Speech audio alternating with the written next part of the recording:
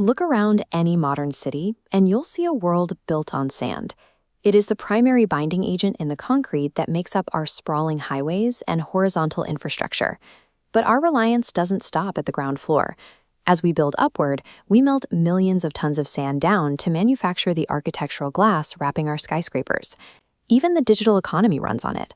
The pure silica extracted from sand is the foundational material required to manufacture the processors powering the device you're watching this on. Add it all up, and the global economy consumes roughly 50 billion tons of sand every single year. After water, it is the most heavily used natural resource on Earth. Which brings us to a strange geographic paradox. Take a city like Dubai. It is a rapidly expanding metropolis surrounded by a vast, seemingly infinite supply of desert sand. Yet, to actually construct these massive buildings, Dubai must import its sand.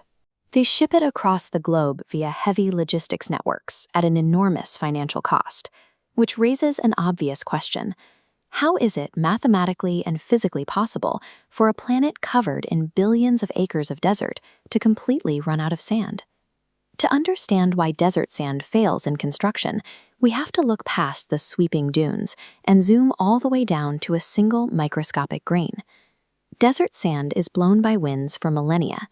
The collision acts like a rock tumbler, chipping edges until they become tiny spheres. Mixed into concrete, they generate no friction. Under a building's weight, they slip and slide past one another. Construction requires a different geometry, water-eroded sand from rivers. Water cushions the impact, allowing grains to retain an irregular shape.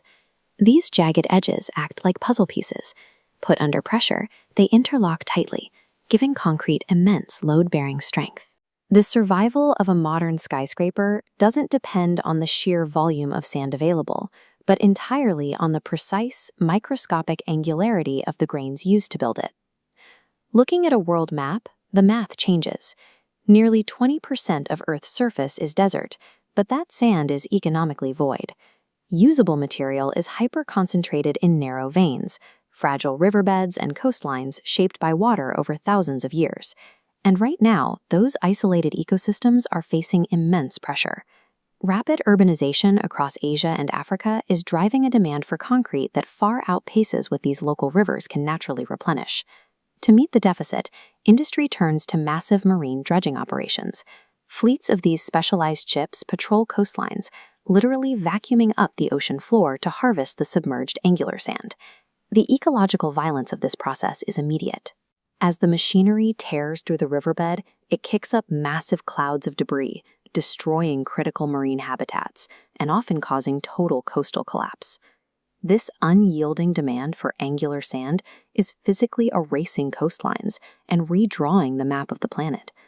Because usable sand is restricted to such specific, fragile locations, its value has skyrocketed. This hyper-scarcity has turned a once common building material into a lucrative black market commodity. In places like India and Southeast Asia, illegal mining syndicates, often referred to as sand mafias, have taken control of local river systems, using extreme violence to enforce their monopolies. And the danger compounds once the material leaves the river. To maximize profits, illegal miners frequently mix unwashed marine sand into their supply.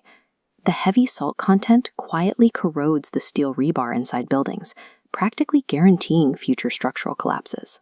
To break this cycle, materials engineers are searching for workarounds. Laboratories are currently experimenting with new chemical binding agents designed to finally make use of that vast supply of smooth desert sand. Others are trying to bypass concrete altogether, shifting toward organic, renewable structural materials, using highly engineered products like cross-laminated timber to frame multi-story developments. To prevent geopolitical and ecological collapse, civilization must stop treating building materials as infinite dirt and start engineering the sustainable physical foundation of the modern world.